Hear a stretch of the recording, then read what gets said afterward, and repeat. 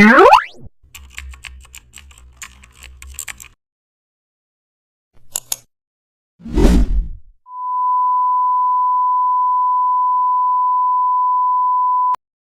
back to the channel, and don't forget to like, share and subscribe for more updates. Today we are diving into an exciting tutorial how to design a gradient overlay poster. Start with a blank canvas and fill it with smooth gradient, and then add your main image in black and white. Now set the blend mode to overlay or soft light and adjust the opacity to create a subtle color blend. Then insert bold text at the center and also apply gradient overlay effect on text for harmony.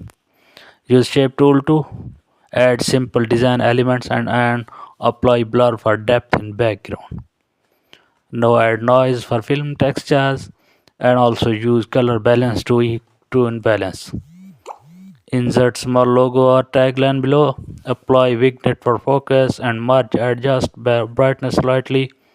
Your poster now looks clean.